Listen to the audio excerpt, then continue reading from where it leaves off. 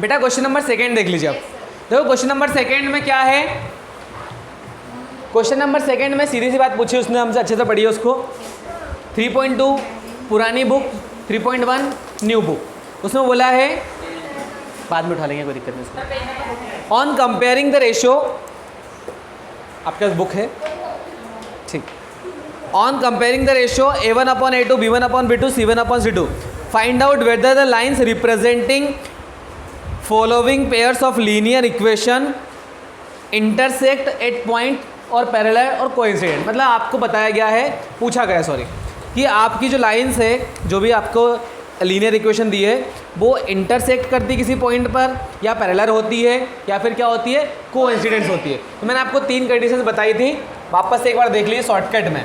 अगर ऐसा बनता है लास्ट में इक्वेशन के सॉल्व करने के बाद कि A1 upon A2 not equals to B1 upon B2, तो यहाँ पर 3 कंडीशन होती है। पहली होती है इंटरसेक्टिंग, 3 बातों को प्रूफ करता है।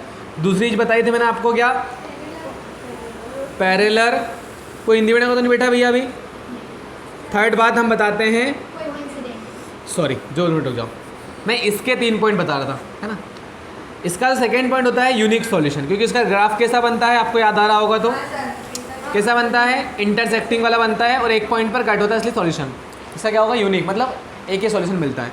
दूसरी बात, इसी को हम क्या बोलते हैं, कॉन्सिस्टेंट। क्या बोलते हैं, कॉन्सिस्टेंट, कोइंसिडेंट नहीं, कॉन्सिस्टेंट। ठीक है, इसका ग्राफ ऐसा बनता है, बता देता हूँ। मान लीजिए ग्राफ बनाया तो एक लाइन ऐसी जाएगी और उसको कटती हुई एक लाइन, मतलब एक पॉइंट पर कट करेगी। इसी के पड़ोस में देखा था हमने A1 upon A2 equal to B1 upon B2 equal to C1 upon C2। अगर तीनों इक्वल होंगे, अगर तीनों इक्वल होंगे तो पहली चीज़ उसको बोलेंगे हम कोइंसिडेंट। दूसरी चीज़ बोलेंगे उसको हम क्या, मैनी सॉल्यूशन, क्योंकि उसका ग्राफ कैसा बनेगा, इस टाइप का बनेगा, एक के ऊपर एक। ये मान लीजिए पहले वाले की लाइन है, दूसरे वाले लाइन भी इसी पे आएगी, ठीक है, दोनों लाइन एक के ऊपर एक रहेगी। मैनी सॉल्यूशंस या फिर इनफाइनाइटली मैनी सॉल्यूशंस। ठीक है, थर्ड चीज़, जब सॉल्यूशन मिलते हैं उसको क्या बोलते हैं हम, कॉन्सिस्टेंट। कॉन्सिस्टेंट बोलते हैं, सॉल्यूशन मिलते हैं तो कॉन्सिस्टेंट बोलते हैं, उसमें आगे पीछे लिखा हुआ है, ठीक है, आई थिंक में भी कॉन्सिस्टेंट ही बोलते हैं। ठीक है, यहाँ पर यूनिक सॉल्यूशन मिल रहा था, एक सॉल्यूशन, इसलिए भी कॉन्सिस्टेंट। यहाँ पर बहुत सारे सॉल्यूशन मिल रहे हैं, इसलिए भी कॉन्सिस्टेंट। अब जाके जो नेक्स्ट वाला होगा उसमें क्या होगा, नो सॉल्यूशन होगा। क्यों, क्योंकि पहले वाली जो इक्वेशन है A1 अपॉन A2 वो इक्वल है B1 अपॉन B2 के, बट नॉट इक्वल किसके है, C1 अपॉन C2 के।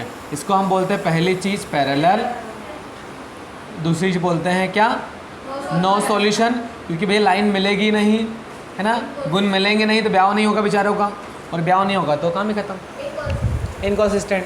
जब सॉल्यूशन ही नहीं मिलेगा, उनकी कुंडली नहीं मिलेगी तो इनकॉन्सिस्टेंट रहेंगे ना भैया, बिल्कुल बनते हैं बेटा।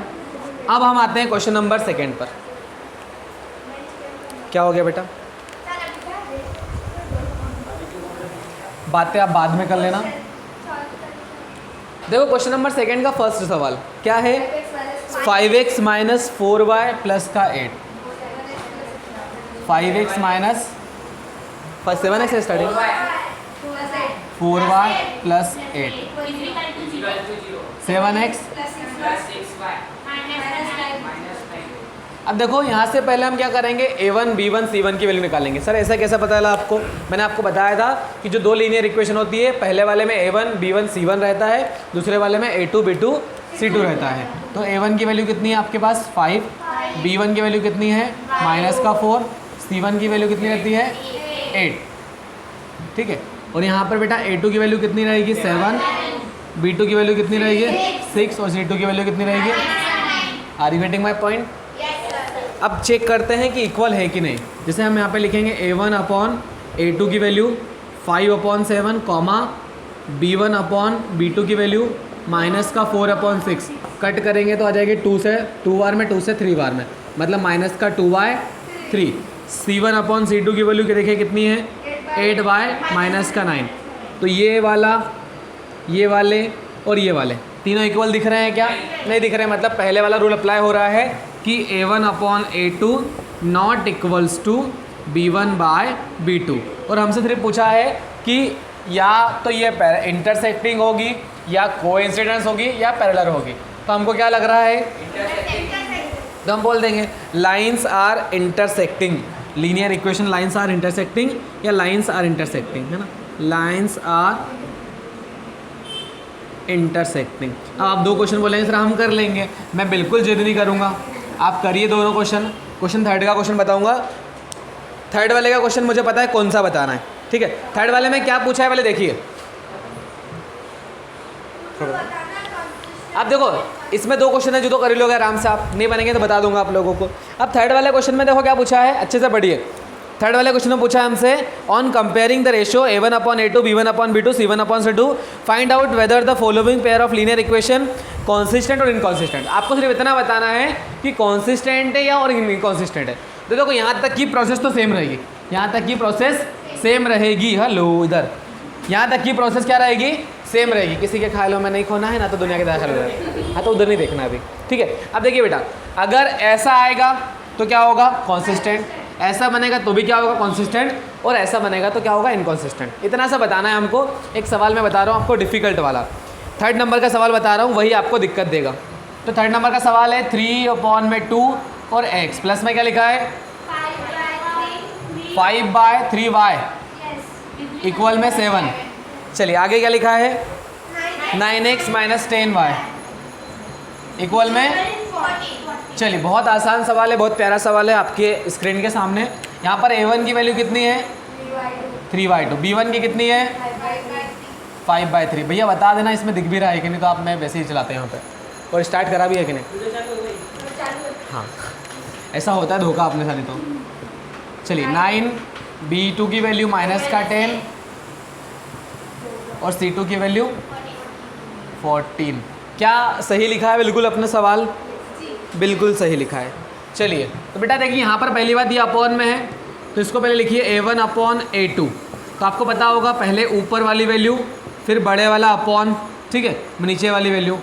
और आपको एक चीज़ पता होगा या पता होगी, अपन 3/2 लिखेंगे पहले हम, फिर ये जो डिवाइड का साइन है इसको मल्टीप्लाई में चेंज करते हैं। तो क्या होता है, नंबर क्या हो जाते हैं रेसिप्रोकल, मतलब उल्टे पलटे हो जाते हैं, अल्टी पल्टी। बेटा अल्टी पल्टी देखो तुम्हारे समझ में आ रहा है, बुक में कहाँ देख रहे हो, क्या समझ में आएगा बुक में आपको। देखो a1/a2 की वैल्यू लिख दी, फिर आपको ये डिवाइड का साइन हटाना है ना, क्योंकि आपको तो अलग अलग नंबर है उनको साथ में करना है। तो हम क्या करेंगे, ये डिवाइड के साइन को मल्टीप्लाई में लिखेंगे, तो ये नंबर क्या हो जाएंगे 9/1 लिखा है, ठीक है। आप बोलोगे सर 1 कहाँ से आया, 1 तो किसी के नीचे 1 से लिख सकते हो, ठीक है। तो 1/9 हो जाएगा। अब आपको 3 का टेबल आता है, 3 3 9, 1 में 2 × 3 मतलब 1/6, 2 3 कितना होता है, कोई दिक्कत इतने में। चलिए b1/b2 ऐसे निकाल लेते हैं हम। b1/b2 है 5/3, पूरे के अपॉन में कितना माइनस का 10, 10 के अपॉन में कुछ नहीं मतलब 1। पहले क्या लिखेंगे 5/3, ये बड़ा वाला डिवाइड का साइन चेंज होगा मल्टीप्लाई में, तो क्या हो जाएगा माइनस का 1/10, 5 2 10, यहाँ पर माइनस से ध्यान रखना, ठीक है। तो ऊपर तो माइनस का 1, नीचे 2 3 6, ये दोनों अलग अलग है, ध्यान रखना। नंबर सेम है लेकिन साइन क्या है अलग अलग है, तो अलग अलग ही है। ये एक पूरा एक पश्चिम में बेचारा c1/c2, 7/14, 7 1 7, 7 2 14, 1/2, तीनों अलग अलग है, तीनों क्या है अलग अलग है। तो ये पहले वाला ही रूल वापस अप्लाई होगा कि a1/a2 नॉट इक्वल्स टू क्या हो गया b1/b2। लेकिन अब की बार हम इसको ना तो इंटरसेक्टिंग बोलेंगे, ना तो कोइंसिडेंट बोलेंगे, ना तो क्या बोलेंगे पैरेलल। हम क्या बोलेंगे, उन्होंने पूछा है हमसे बताइए कॉन्सिस्टेंट है या फिर इनकॉन्सिस्टेंट है, और हमें पता है कि अगर ऐसा मुखड़ा दिखता है तो हम उसको क्या बोलते हैं कॉन्सिस्टेंट, ठीक है। सो आई होप आपको समझ में आया होगा। सर बोलोगे आप हम सवाल करके बताएंगे आपको, तो बिल्कुल बताइए। कहाँ पर, यहाँ पर,